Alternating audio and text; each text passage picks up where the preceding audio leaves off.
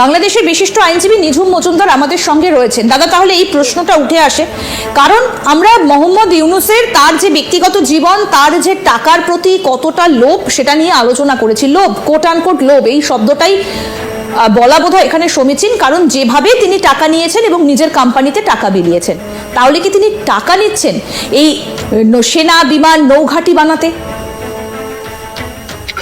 আমাদের এটা একটু দেখার বিষয় হচ্ছে যে এই অস্ত্রের চুক্তিগুলোতে কারা কারা আছে, বিশেষ করে ইউনুস সেন্টার থেকে বা আপনার গ্রামীণের পক্ষ থেকে কারা কারা এই চুক্তির ব্যাপারে কথাবার্তা বলছে, মিডলম্যান কারা। কারণ এই চুক্তিটা এইভাবে সরাসরি হয় না যে ধরা যাক এটার মধ্যে মিডলম্যান থাকে, দালাল জাতীয় লোকরা থাকে যারা আনবে, কন্ট্রাক্ট নিবে, এই ধরনের ব্যাপার স্যাপার থাকে। তো সেইটা দেখার পরে বলা যেতে পারে আর কি যে এখানে ইউনুসের কোন এজেন্টটা আছে, সেখানে কত টাকার লেনদেন হচ্ছে, কমিশনের ব্যাপার আছে। কারণ আপনি জানেন যে অস্ত্র ক্রয় বিক্রির ব্যাপারে এটা যদি G2G হয় অন্য কথা, তবে আমার ধারণা যে এখানে কন্ট্রাক্টর থাকবে এবং মিডলম্যান থাকবে। আপনাকে একটা তথ্য আমি দিয়ে রাখা ভালো যে বাংলাদেশ আর্মস ফোর্সেস ডিভিশনের পক্ষ থেকে 2022 সালে 21 সালেই কিন্তু তৎকালীন সরকারকে জানানো হয়েছিল যে আমাদের এই ধরনের অস্ত্র চুক্তির প্রয়োজন নেই। আচ্ছা, সেই সময় বাংলাদেশের যে পররাষ্ট্র মন্ত্রী ছিলেন আব্দুল মোমেন, তিনি যেই কথা বলেছিলেন সেটা মনে হয় আমি আপনাকে একটু কোট আনকোট একটু বলি, তাহলে আপনি বুঝতে সুবিধা হবে। আমি যে কথাগুলো বলেছি সেটাই বলেছে আসলে, যে আমরা কারো সঙ্গে যুদ্ধ করব না, আমরা তো অস্ত্রের ভান্ডার সৃষ্টি করতে চাই না, কারণ আমাদের প্রয়োজন নেই। আমরা খুব শান্তিপ্রিয় দেশ, সব প্রতিবেশীর সঙ্গে আমাদের সুসম্পর্ক রয়েছে। অস্ত্র সংগ্রহ করলেই যুদ্ধ যুদ্ধ ভাব আসে, আমরা ওগুলোতে নেই। তোমরা অন্য প্রযুক্তি আছে, মানে যুক্তরাষ্ট্রকে বলছে তোমাদের অন্যান্য প্রযুক্তি আছে, সেটা আমাদের দাও, অস্ত্র আমাদের খুব কম প্রয়োজন। বুঝতে পারছেন? এইটা ছিল আমাদের তৎকালীন ফরেন মিনিস্টার আব্দুল মোমেন সাহেবের স্টেটমেন্ট। আচ্ছা, তো আপনি বুঝতেই পারছেন যে আমি আপনাকে যে কথাটা বলেছি একই কথা বাংলাদেশের সরকার তখন পোষণ করতেন, এবং এটাই খুবই স্বাভাবিক একটা ব্যাপার। জিসুমিয়া চুক্তিটা আর এসএসসি চুক্তির ভেতরে দুটোর কিন্তু দুটা আলাদা আপনার স্ট্র্যাটেজিক্যাল ব্যাপার আছে। একটা হচ্ছে যে তারা আমার কাছে অস্ত্র বিক্রি করতে চাইছে, কারণ সারা পৃথিবীতে কিন্তু যুদ্ধ বিগ্রহ লাগিয়ে মার্কিন প্রশাসনে কিন্তু নানান জায়গাতে যুদ্ধ লাগায় এবং অস্ত্র বিক্রি করে, এটা তাদের একটা ব্যবসা। এবং এটাকে মার্কিন প্রশাসনের ব্যবসা না, এটার পেছনে বড় বড় ব্যবসায়ীরা আছে, এমন সব মাফিয়ারা আছে, এমন সব লোকেরা আছে, হয়তোবা তাদের সাথে আমাদের মতো গরিব রাষ্ট্র, দরিদ্র রাষ্ট্র পেরে ওঠে না, বা আমাদের পক্ষে পারা সম্ভব হয় না। এবং এই চুক্তিগুলো যদি আমরা না করি তখন তারা সরকার পরিবর্তনের জন্য ষড়যন্ত্র করে, সেটাতেও আমরা তাদের সাথে পেরে উঠি না। অনেকটা বলা যেতে পারে পৃথিবীর অনেক রাষ্ট্র এদের স্ট্র্যাটেজির কাছে রীতিমতো অসহায়। আর জিসুমিয়া চুক্তির কথাটা যেটা বললাম সেটাও সামারিতে, সরি জিসুমিয়ার কথা তো বললাম অস্ত্রের ব্যাপারে, আর এসএসসি যেটা আকসার চুক্তির কথা যেটা বললাম, ইন সাম কনটেক্সট এটা আমার জন্য একটা কনসার্নের ব্যাপার। কারণ এখানে আরেকটা ব্যাপার আছে, আপনার মনে হয় এটা একটু জানা প্রয়োজন। সেটা হচ্ছে ইন্দো প্যাসিফিক যে স্ট্র্যাটেজির কথা বরাবর বলছে আমেরিকা, অর্থাৎ চায়না কেন্দ্রিক। এখানে আপনি জানেন যে এখানে একটা জোট আছে, এটাকে আমরা বলি কোয়াড জোট বলি। একদম, আপনি যদি জেনে থাকেন তাহলে জানবেন যে আমেরিকা, ইন্ডিয়া, অস্ট্রেলিয়া এবং জাপান, এই চারটি দেশ মিলে একটা জোট আছে, বিশেষ করে ইন্দো প্যাসিফিক রিজিয়নে। এখানে এক ধরনের জোট তারা তৈরি করেছে, যেটা চায়না মনে করে যে তাদেরকে আটকানোর জন্য এইটা করা হয়েছে। এবং এই অস্ত্র যে কোনো সময় নামা, অস্ত্র দেওয়া, এগুলোকে অনেকেই মনে করে যে এটা ইন্ডিয়া না বা মায়ানমার না, এইটা আসলে চায়নার প্রতি চিন্তা করে আমেরিকা এটা করতে চেষ্টা করছে। যেহেতু বাংলাদেশ আওয়ামী লীগ থাকা অবস্থাতে প্রত্যেকটা রাষ্ট্রের সাথে সুসম্পর্ক রাখার চেষ্টা করেছে, এবং চেষ্টা করেছে যে কারোর সাথেই এমন কোন আচরণ না করে যেমন ওই দল মনে করে বা ওই দেশ মনে করে যে আসলে তার কোন ধরনের স্বার্থ ক্ষুণ্ণ হচ্ছে। এটা চেষ্টা করেছে। আমরা জোট নিরপেক্ষ একটা রাষ্ট্র, বলা যেতে পারে যে আমরা সামরিকভাবে এমন কোন শক্তিশালী রাষ্ট্র না যে চায়না, তারপরে ইন্ডিয়া, এদের সাথে, আর ইন্ডিয়ার সাথে আমাদের যুদ্ধ হতে যাবে ঠিক কোন দুঃখে, কোন কারণে। তাহলে কি এটা পুরোটাই আমেরিকার একটা চাপ যে বাংলাদেশকে টার্গেট করে চীন এবং একই সঙ্গে ভারতকে চাপে রাখা? অ্যাপারেন্টলি এটা চায়নাকে চাপে রাখার একটা স্ট্র্যাটেজি বলে আপনার কাছে প্রাইমা ফেসি মনে হবে, এবং আপনাকে এইটাও বলাই হবে। আসলে স্পেসিফিক্যালি যদি কথাবার্তা হয় তাহলে আপনি দেখবেন যে বারবার চায়না ইন্দো প্যাসিফিক উঠে আসছে। কিন্তু এন্ড অফ দ্য ডেতে আমি ডে ওয়ান থেকে একটা কথা বলে এসেছি, this is a proxy war, এবং এই প্রক্সি ওয়ারটা ইন্ডিয়ার সাথে। আপনি এখানে বাংলাদেশকে ইকুইপ করা হচ্ছে, বাংলাদেশের অস্ত্রের এমন সব ব্যবহার করা হচ্ছে, এটা কি বাংলাদেশ করছে? না, আমেরিকা করছে। কারণ আমেরিকা যেটা করার চেষ্টা করে সেটা হচ্ছে, চায়না তার শত্রু বলে বলে এবং ইন্ডিয়াকে সে এক ধরনের বন্ধু রাষ্ট্রের কথা বলে তাকে হয়তোবা বলে যে তুমি এটা ডিল করো, বা তোমার সাথে আমি ইকুইপ করছি, তোমার সাথে আছি। এন্ড অফ দ্য ডেতে তারা ভেতরে ভেতরে এমন ভাবে প্রস্তুত হয় যে যাকে দিয়ে তার শত্রু রাষ্ট্রের সাথে ডিল করাচ্ছে তার প্রতিও তারা অস্ত্র ত্যাগ করে বসে থাকে, অর্থাৎ তারা কাউকেই বিশ্বাস করে না। বুঝতে পারছেন ব্যাপারটা? একদম একদম পরিষ্কার। হ্যাঁ, মার্কিনীদের ব্যাপারটা হচ্ছে, এটা যদি চায়নার প্রতি স্ট্র্যাটেজি হয়, ধরে রাখতে হবে যে ভবিষ্যতে যদি ইন্ডিয়ার সাথে কোনো সম্পর্ক খারাপ হলো তখন কি করা যাবে। এই জন্য ইন্ডিয়ার ব্যাপারেও তারা ব্যবস্থাটা দিয়ে রাখছে আগে থেকেই। অর্থাৎ আমেরিকা আসলে কারোই কোনো বন্ধু রাষ্ট্র এটা আমি অন্ততপক্ষে মনে করি না। যাই করে স্ট্র্যাটেজিক্যাল কারণে করে বলে আমার ধারণা। যাই হোক, বাইডেন প্রশাসনের ব্যাপারে এই কথাটা খুব গেলেও এখনকার প্রশাসনের ব্যাপারটা আমার কাছে একটু ভিন্ন। ট্রাম্প প্রশাসন ডেফিনেটলি ট্রাম্পের যারা উচ্চ পদস্থ ব্যক্তিরা আছে তারা বাংলাদেশে মৌলবাদের ব্যাপারে কাজ করছে, বাংলাদেশের যে ভয়ঙ্কর একটা অবস্থা যাচ্ছে সেটা নিয়ে কাজ করছে। ফলে এখনো পর্যন্ত আমি ট্রাম্প প্রশাসনকে আমার সমর্থনের জায়গাটা দিতে রাজি এবং তাদের পক্ষেই আমার অবস্থান। এই চুক্তিটার মধ্যে কি সোরসের টাকা ঢুকেছে বলে আপনি মনে করেন? এবং মোহাম্মদ ইউনূসই বা কেন এত তড়িঘড়ি করছেন এই চুক্তিটা সাইন করতে? দেখুন, সরোসের ব্যাপারটা আমি এর আগেও বলেছি যে ইউনূসের যেই বিনিয়োগ, তার যেই গ্রামীণ ব্যাংক তো তার প্রতিষ্ঠান না, এটা সরকারের প্রতিষ্ঠান। কিন্তু ব্যাপারটা এমন হয়েছে সাধারণ মানুষের সামনে যে এটা যেন গ্রামীণ ব্যাংকটা ইউনূসই বানিয়েছে।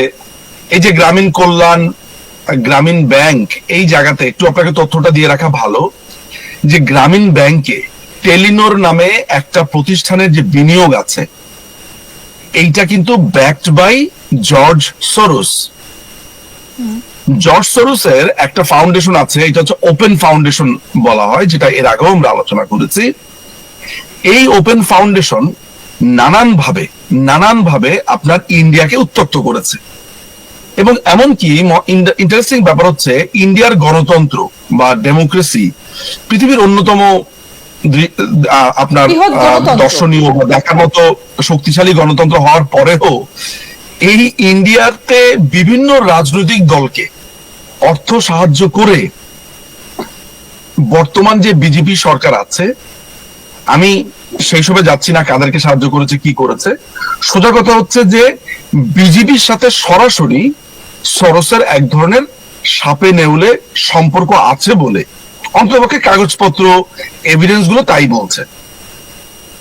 এখন নরেন্দ্র মোদী সরকারকে টপল করবার জন্য বা তাকে নানানভাবে দুর্বল করবার জন্য বিভিন্ন রকমের সেকুলার প্রতিষ্ঠান বলেন, বিভিন্ন ধরনের এনজিও বলেন, বিভিন্ন ধরনের প্রতিষ্ঠান ব্যক্তি বলেন বা প্রভাবশালী ব্যক্তি বলেন, তাদেরকে অর্থ সাহায্য করছে বলে মোদী সরকার এর আগে অভিযোগ করেছে এবং এগুলো নিয়ে পার্লামেন্টে কথাবার্তা হয়েছে। আপনি যদি খবর রেখে থাকেন তাহলে আপনি জানবেন যে এগুলো নিয়ে কথাবার্তা হয়েছে। এমনকি ভারতের যিনি পররাষ্ট্র মন্ত্রী আছেন তিনি বলেছেন, প্রধানমন্ত্রী নিজে বলেছেন, সুতরাং সেগুলো আমরা জানি। তাহলে আপনি যদি ভারতের সাথে এই সম্পর্কটাকে একটা আলাদা জায়গাতে রাখেন জর্জ সরোসের, এবং বাংলাদেশের এরকম একটা সময়ে এই যে জর্জ সরোস এই জঙ্গি হামলার ব্যাপারে ইউনূসকে এইভাবে সাহায্য করেছে, দুইবার জর্জ সরোসের ছেলে অ্যালেক্স সরোস বাংলাদেশে এসেছে এবং আমাদের কাছে পরিষ্কার সংবাদ আছে যে এইখানে একটা বড় ধরনের বিনিয়োগ হয়েছে। বিশেষ করে এই যে এনসিপি পার্টি বা যে টোকাই পার্টিরা যে বানিয়েছে, এখানে একটা যে নাগরিক পার্টি নামে যে টোকাইরা একটা বানিয়েছে, এইটার ভিতরে একটা বড় ধরনের বিনিয়োগ জর্জ সরোস করেছে। এই আপনি যদি লক্ষ্য করেন যে এই হাবাদুল্লাহ, তারপরে এই যে সার্জিস যারা আছে, তারা কি ভয়ঙ্কর রকমের এন্টি ইন্ডিয়ান বক্তব্য দিচ্ছে। তাহলে আপনি দুয়ে বা ডট গুলোকে একটু মেলানোর চেষ্টা করুন। এই পুরো ব্যাপারটাই হচ্ছে একটা রাজনীতির অংশ, বৈশ্বিক রাজনীতি। এখানে এক ধরনের বাংলাদেশকে অর্থ দিয়ে, অস্ত্র দিয়ে, সেনাবাহিনীকে অযথা অস্ত্র কেনার, জোর করে অস্ত্র কেনার মধ্যে, ইকুইপ করার মধ্যে একটা প্রক্সি ওয়ারের একটা সম্ভাবনা আমরা দেখতে পাই, যেটার প্রধানতম টার্গেট চীন নয়, প্রধানতম টার্গেট ভারত। ইন্ডিয়া। একদম একদম। এবং এই জায়গায় দাঁড়িয়ে দাদা যে প্রশ্নটা খুব স্বাভাবিকভাবে উঠে আসে, যে শেখ হাসিনার বিরোধিতা করেছিলেন, যে কারণে তাকে সরতে হলো, মোহাম্মদ ইউনূস বাংলাদেশকে এই উন্মুক্ত ভূমি করে দিয়ে তাহলে কত টাকা পাচ্ছেন? সোজা কথায় বাংলাদেশের ভাড়া কত? ওয়েল, এইটা আসলে বাংলাদেশকে যারা বিক্রি করছে এই মুহূর্তে তাদের ক্ষেত্রেই প্রযোজ্য।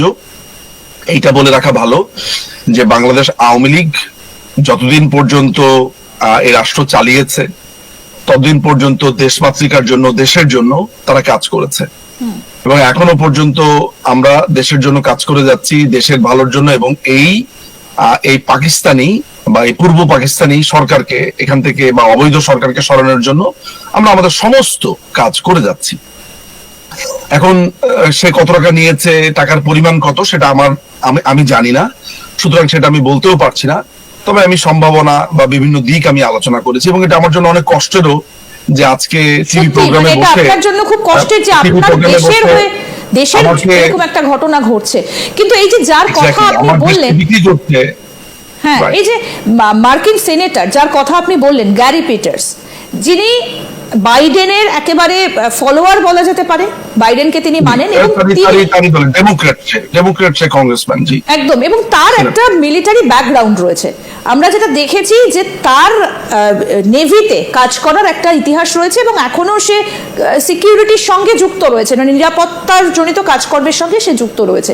তার সঙ্গে ইউনূসের সম্পর্কটা কোথায়, যে তিনি ডেকে আনছেন এই গ্যারি পিটার্সকে বাংলাদেশে? ইউনূসের সাথে আপনি গ্যারি পিটার্সের সম্পর্কের ব্যাপারটা এইভাবে দেখলে হবে না। আপনাকে দেখতে হবে যে ডেমোক্রেটদের সাথে ইউনূসের একটা দীর্ঘ সময়ের সম্পর্ক। এর আগে ইসরায়েলকে 100 কোটি টাকা, অনেকের কথা হচ্ছে 100 বিলিয়ন, 100 কোটি টাকা আপনার ইউনূস এই আপনার ন্যাশনাল উজ্জালা নামে একটা অর্গানাইজেশন আছে ইসরায়েলের, তাদেরকে দিয়েছে। গতকালকে সেটা ব্যাপকভাবে সামাজিক যোগাযোগ মাধ্যমে এসেছে। এবং আপনি শুনলে অবাক হবেন যে হিলারি ক্লিন্টন ফাউন্ডেশনকে সে একটা বড় ধরনের অর্থ সাহায্য করেছে তার, অথচ কোনো টাকাই কিন্তু তার না, সবই গ্রামীণের টাকা, গ্রামীণের বিভিন্ন প্রতিষ্ঠানের টাকা সে মেরে সেই কাজটা করেছে। হিন্দুদের জমি দখল করেছে, এরকম অসংখ্য উদাহরণ। আমি আপনাকে জানি না এই ডকুমেন্টস গুলো পাঠিয়েছি কিনা, যে বাংলাদেশে যারা হিন্দু ধর্মাবলম্বী আছে ক্রমাগত ভাবে তাদের জমি জমা দখল করে সেখানে গ্রামীণ টেলিকমের নামে সে জমি জমা কিনে, সে এখানে দখল করে কিনেছে, তাদেরকে খুবই নামমাত্র মূল্যে টাকা দিয়ে সেই জমিগুলো দখল করেছে। এমন তথ্য আমাদের কাছে আছে, প্রমাণও আছে, সেই জমির দলিলগুলো আমাদের আছে। সমস্ত হিন্দু ধর্মাবলম্বীদের জমি সে এরকম ভাবে দখল করেছে। আচ্ছা, সেই প্রসঙ্গ থেকে বের হয়ে আমি এটা বলছি যে ডেমোক্রেটদের সাথে তার একটা বড় ধরনের যোগাযোগ আছে, নানান ধরনের আতাত আছে, এবং এই কারণেই সে কিন্তু নোবেল প্রাইজের ব্যাপারে ওইখানে তাকে রিকমেন্ড করা হয়েছে। এগুলো আসলে পুরোটাই পলিটিক্যাল, এই নোবেল প্রাইজটাও একটা পলিটিক্যাল, এবং টাকা দিয়ে যে হয়েছে এটাতে আমাদের অন্তত পক্ষে কোনো সন্দেহ নেই। আপনাকে মনে আছে যে আমি যখন কলকাতাতে ছিলাম আমরা একটা প্রোগ্রাম করেছিলাম যেখানে আমরা দেখিয়েছি 2006 থেকে 7, 7 থেকে 8, 8 থেকে 9 এই 3 বছরে টাকার বেড়েছে। আপনি যদি মনে করতে পারেন এই টাকাটাও কিন্তু তার এসেছে আমেরিকা থেকে। সুতরাং ডেমোক্রেটদের সাথে তার একটা লম্বা একটা হিস্ট্রি আছে। হিলারির সাথে সে পড়াশোনা করেছে, তখন থেকেই তার সখ্যতা। ক্লিন্টনের সাথে সে হিলারি তার ফ্রেন্ড ছিল, একসাথে পড়াশোনা করেছে। সো এই সখ্যতাটা রয়েছে, এবং হিলারি প্রেসিডেন্ট হোক আর না হোক আমেরিকার রাজনীতিতে তার একটা প্রভাব আছে, এটা বলা বাহুল্য, এবং পেছন থেকে ছড়ি তারাই ঘোরাচ্ছে।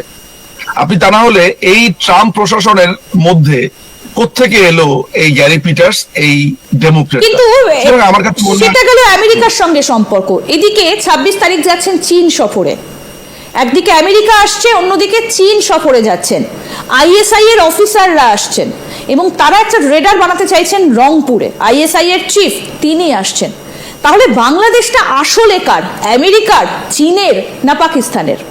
কোন দিকে ঝুঁকছে? যে বলে যে গরিবের বউ সবার ভাবি, আমাদের বাংলাদেশে একটা কথা প্রচলিত আছে। অর্থাৎ ওই আমাদের অবস্থা হয়েছে এমন, আমাদের আইডেন্টিটি বলে এখন আর ইউনূস কিছু রাখছে না যার তার কাছে। অর্থাৎ আমাদের যে একটা সার্বভৌমত্ব ছিল, একটা নিজস্ব আইডেন্টিটি ছিল, আপনি চিন্তা করতে পারেন খালি কল্পনা করুন তো, জাতীয় সংসদে দাঁড়িয়ে মাননীয় প্রধানমন্ত্রী আমেরিকার বিরুদ্ধে যে বক্তব্য দিয়েছিল যে ওরা আমাকে টপল করতে চায়, ওরা আমাকে সরিয়ে দিতে চায়, ওরা আমাকে উৎখাত করতে চায়, একদম প্রকাশ্যে তিনি এই কথা বলেছেন। তিনি জাতীয় সংসদে বলেছে আমি নেভাল বেস করতে দিচ্ছি না আপনার সেন্ট মার্টিনে, তাই তারা আমাকে টপল করতে চায়। ওরা চায় একটা খ্রিস্টান রাষ্ট্র বানাতে পার্বত্য চট্টগ্রামে, আমি সেটা করতে দিচ্ছি না, তাই তারা আমাকে উৎখাত করবে যে কোনো মুহূর্তে। আমি জানি না আপনি এই ভাষণটা দেখেছেন কিনা, এটা আপনার জন্য আমি এটা পাঠাবো। আপনি দেখবেন এরকম গাটস বাংলাদেশের ইতিহাসে কিংবা সারা পৃথিবীতেই কোন লিডার, মানে আমি বাংলাদেশ বাদ দেই, এই সারা পৃথিবীতেই কোন লিডারের এই ক্ষমতা আছে যে প্রকাশ্যে আমেরিকার বিরুদ্ধে এরকম বক্তব্য দিয়েছে? মাননীয় প্রধানমন্ত্রী দিয়েছে। এখনো তিনি এই বাইডেন প্রশাসনের ব্যাপারে বলেন। অ্যাজ এ হোল আমেরিকার এই প্রশাসন না, বাইডেন যা করেছে বা তার বিরুদ্ধে যারা করেছে তিনি এখনো সেটা স্মরণ করেন এবং বলেন, এবং দেখবেন বিভিন্ন ভাষণে বলেন। সুতরাং আমাদের একটা আইডেন্টিটি ছিল। আজকে আপনি আমাকে যে প্রশ্ন করেছেন এটা আমার জন্য এটা প্রাসঙ্গিক, কিন্তু আমার জন্য অনেক বেদনার যে বাংলাদেশটা আসলে আমরাও করি। মানে প্রশ্নটা এরকম যে বাংলাদেশ তুমি কার? একদিকে মার্কিন সেনেটররা আসছেন অস্ত্র বিক্রি করতে, আইএসআই এর চিফ আসছেন রেডার বানাতে, চীন তো ঘাঁটি গেড়েই রেখেছে এবং ইউনুসও চীনে যাচ্ছেন। দেখুন, আমি যদি আমার প্রতিবেশী রাষ্ট্রের কথাই বলি, অর্থাৎ আপনার রাষ্ট্রের কথাই যদি আমি বলি, কংগ্রেস এবং বিজেপির পলিটিক্যালি নানান ধরনের মতানৈক্য আছে, দ্বিমত আছে, ঝগড়া বিবাদও হচ্ছে, কিন্তু দেশের প্রশ্নে কখনো কি বলা যেতে পারে কংগ্রেস আমেরিকাকে দেশ বিক্রি করে দিচ্ছে বা বিজেপি আমেরিকাকে দেশ বিক্রি করে দিচ্ছে? আমাদের অর্থাৎ তাদের মোটরটা হচ্ছে এমন যে আমাদের সমস্যা আমরা ডিল করব। তুমি কে বাপু? তুমি কোত্থেকে এসেছো? যখন বাইরের শক্তি তাদেরকে আসছে, ওটা আমাদের দেশে কেউ আমেরিকা পন্থী, কেউ চায়না পন্থী, কেউ ইসরায়েল পন্থী, এইভাবে তার জীবন যাপন কেটে যাচ্ছে। এবং আইসিসির পতাকাও কেউ দেখা যাচ্ছে। বাংলাদেশ আওয়ামী লীগে এমন একটা সরকার ছিল যে বাংলাদেশের স্বার্থ আগে দেখেছে, বাংলাদেশের কথা ভেবেছে। আর এখন দেখেন বাংলাদেশের ভূমি ব্যবহার হচ্ছে, কখনো এই যে চায়নাতে যাচ্ছে, আপনি জাস্ট আর কয়টা দিন পরে আপনার সাথে আমাকে প্রোগ্রাম করতে হবে তিস্তা প্রকল্প নিয়ে। আপনি এটা লিখে রাখুন যে আপনি যে আমাকে প্রশ্ন করেছেন যে চায়না যাচ্ছে কেন, তিস্তা প্রকল্প নিয়ে আলাপ হবে। তিস্তা প্রকল্পের ব্যাপারে এখানে বড়সড় টাকার ইনভেস্ট হবে। কিন্তু তিস্তা প্রকল্প নিয়ে কথা বলতে গেলে তো ভারতে আসতে হবে, চীনে গিয়ে তো কোনো লাভ হবে না। এটা আলাদা ব্যারেজ নির্মাণের চিন্তা ভাবনা হচ্ছে, যে ভারতের সাথে যদি এই ব্যাপারটা না হয়, পশ্চিমবঙ্গের সাথে যদি এটা ডিল না হয়, তাহলে আলাদাভাবে কিভাবে এটা সম্ভব সেটা নিয়ে একটা দীর্ঘ পরিকল্পনা চায়নার আছে। আপনি মনে করতে পারেন কিনা আমি জানি না, যে 2 বছর আগে তিস্তা প্রকল্প নিয়ে মাননীয় প্রধানমন্ত্রী এই মোহাম্মদ ইউনূসের চীন সফর নিয়ে আমরা অন্য একটা পর্বে আলোচনা করব এবং তার চীনের সঙ্গে কি প্ল্যানিং সেটা নিয়েও আলোচনা করব। তবে এই মুহূর্তে দাঁড়িয়ে মোহাম্মদ ইউনূস যে বাংলাদেশকে একেবারে সবার জন্য উন্মুক্ত করে দিচ্ছেন, সেটার বার্তা কিন্তু এক প্রকার প্রকাশ্যে। কারণ মার্কিন সেনেটর আসছেন অস্ত্র সংক্রান্ত বিষয়ে চুক্তি করতে, আমেরিকার বিমান, সামরিক বিমান যাতে নামতে পারে সেজন্য চুক্তি স্বাক্ষর করছেন, পাকিস্তান আসছে, চীনে যাচ্ছেন। তবে আমেরিকার এই পদক্ষেপ সেটা বাংলাদেশকে ব্যবহার করে চীনকে টাইট দেওয়া নাকি ভারতের দিকেও নজর দেওয়া, এটাও কিন্তু এই মুহূর্তে দাঁড়িয়ে সমান গুরুত্বপূর্ণ প্রশ্ন। অনেক ধন্যবাদ দাদা আপনাকে। আমাদের সঙ্গে সরাসরি ছিলেন বাংলাদেশের বিশিষ্ট আইনজীবী নিঝুম মজুমদার, এবং যে দুটো চুক্তি সম্পাদিত হতে চলেছে সেই দুটো চুক্তিতে আসলে কি রয়েছে সেটা উনি খুব স্পষ্ট করে এবং বিস্তারিতভাবে আমাদেরকে বোঝালেন। পরবর্তী আপডেটের দিকে আমাদের নজর থাকবে।